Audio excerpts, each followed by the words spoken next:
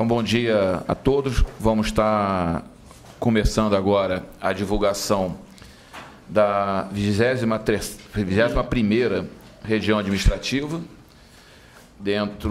no âmbito da pesquisa distrital por amostra de domicílio. Vamos divulgar os resultados da pesquisa realizada na região administrativa de Sobradinho 2. Então, como a gente tem feito normalmente, vamos fazer inicialmente a leitura aqui dos destaques identificados aqui pela coordenação da pesquisa.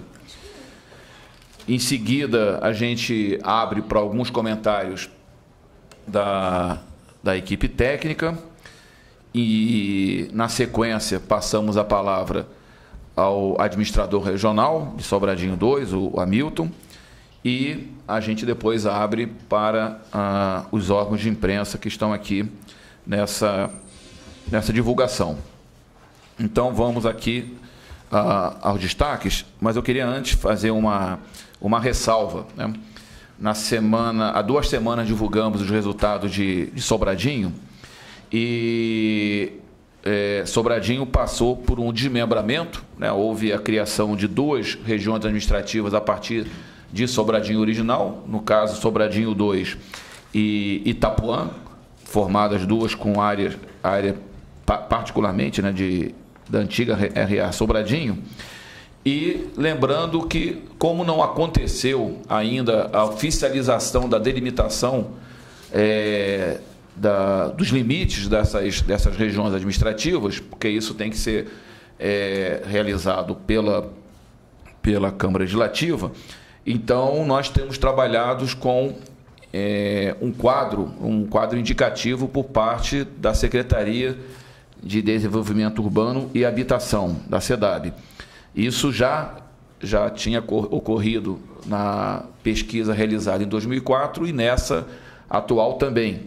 E, obviamente, que isso como não é uma delimitação oficial, isso pode resultar em interpretações diferentes, né? E esse caso de Sobradinho 2, o administrador está a par disso, né? Existe uma posição controversa quanto ao limite efetivo, né, entre essas regiões.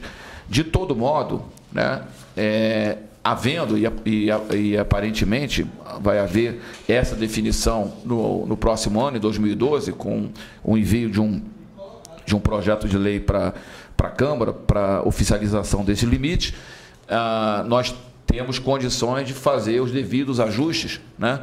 E se porventura, né, houver nessa divulgação a necessidade de alguma correção em relação ao enquadramento de determinado condomínio, né, ou bairro numa e noutra região, a gente vai ter condições de fazer esses ajustes. Nossa expectativa, inclusive, é de fazê-lo quando divulgarmos, né, o conjunto, né, das 30 regiões administrativas. Então, acho que essa é uma ressalva importante a ser feita. E temos feito, né, em várias das nossas divulgações. Inclusive, isso, né, essa questão está associado, né, a uma característica que a gente vai, logo na primeira questão destacada nos nossos pontos aqui de destaque, a população estimada para 2011 de 105.363 habitantes, que pressupõe uma taxa de crescimento anual de 5,6%, que é mais que o dobro da taxa verificada no Distrito Federal, né, em período similar, e, na verdade, é reflexo disso, né? Sobradinho 2 é uma região, por possuir uma quantidade grande, né, de condomínios, tem passado por um processo de expansão populacional muito acelerado. Destacamos também a proporção de homens de 47,7% em relação às mulheres, 52,3%, o que dá né, uma relação homens-mulheres da faixa de 90 para 100, que é muito próximo da observada na média do DF. A proporção de idosos, 10,6%, aqueles acima de 60 anos, né, acima da média verificada no DF, de 7,4%.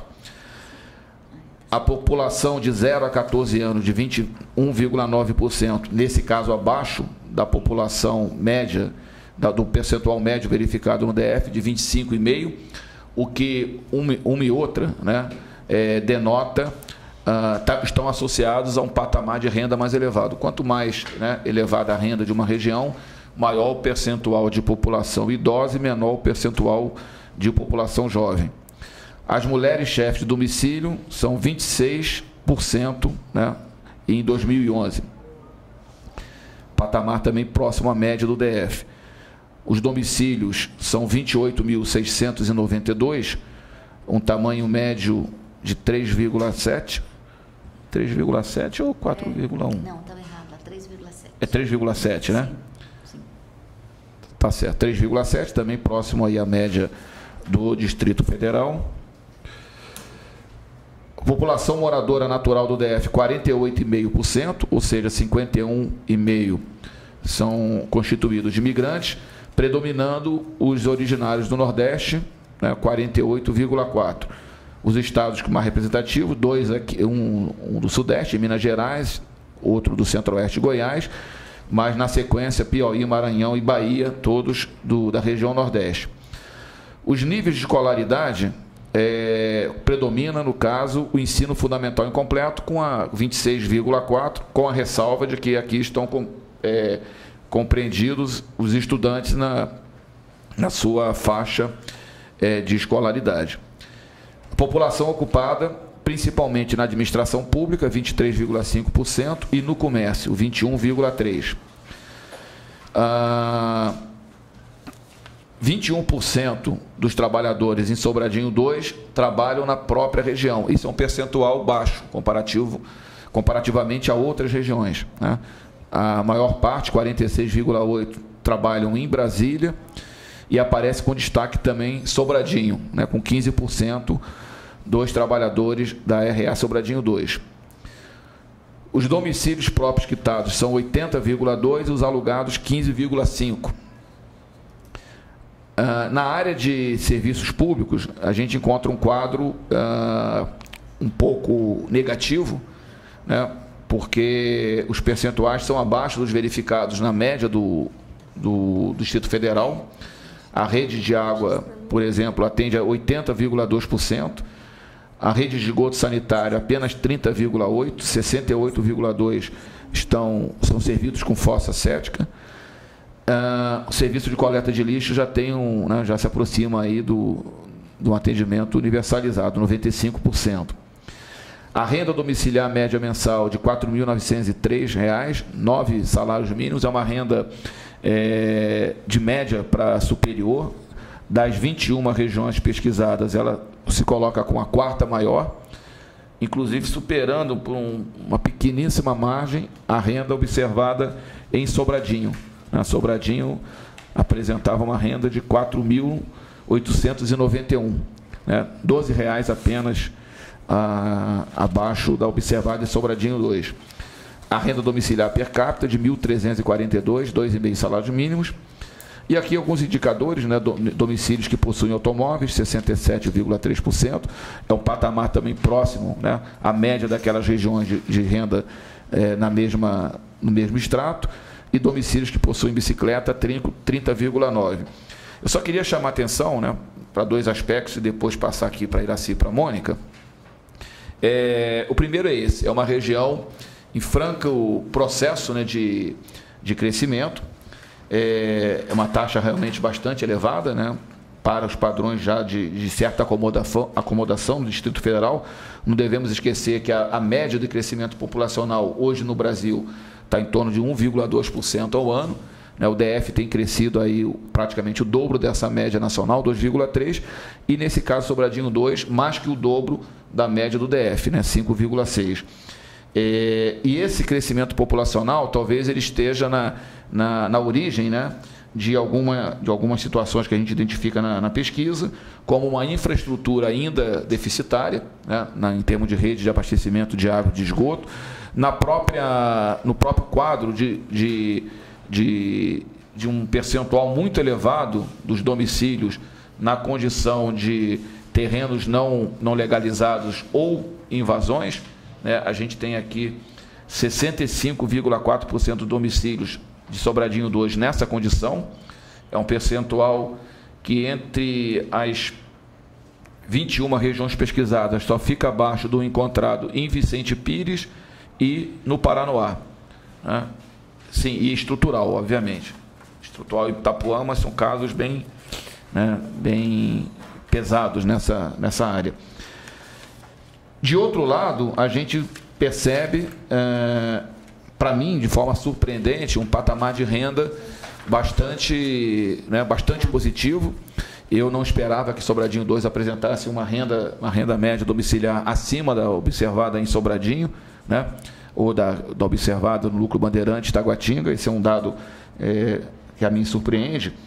E os próprios, alguns indicadores sociais de escolaridade, né, algumas características do domicílio, são domicílios de, né, uma proporção grande, domicílios de acima de 150 metros quadrados de área construída, ou com um percentual também elevado de domicílios com mais de 3 dormitórios, 3 ou mais dormitórios. Então, são características, né, de regiões que apresentam um patamar de renda de médio para superior, né, e que a gente, isso fica muito claro, né, nas características apresentadas por Sobradinho 2.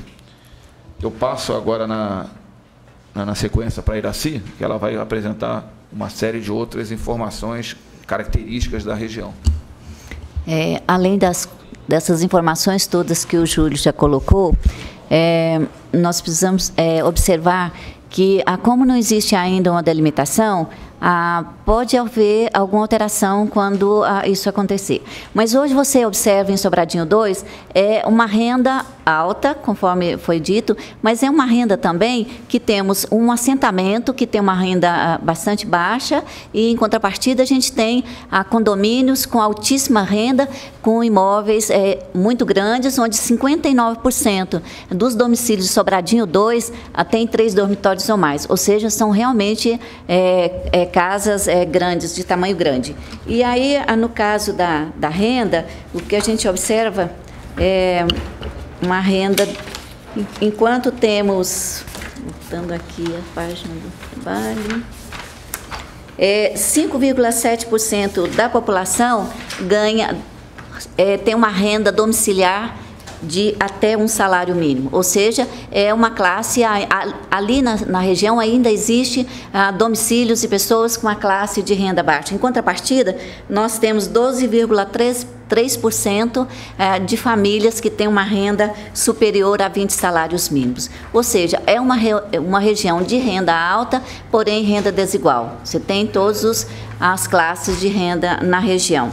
E é uma região onde as pessoas, tem pessoas morando lá já há algum tempo, mas em contrapartida também temos um percentual significativo de pessoas que estão morando na região recentemente. Além de tudo que já foi colocado, é uma região que merece um olhar atento do governo na questões das políticas públicas voltadas para a questão da infraestrutura. O percentual de automóveis é alto, 67,3%. Essa área também precisa ser observada em relação ao transporte, não só o transporte em relação à região e às outras regiões, mas dentro da própria região é preciso que se observe essa questão das vias. O 30,9% dos domicílios tem bicicleta. Em muitos casos, essas bicicletas são usadas também como meio de transporte, ou seja, o transporte também é uma área que precisa ser focada na região.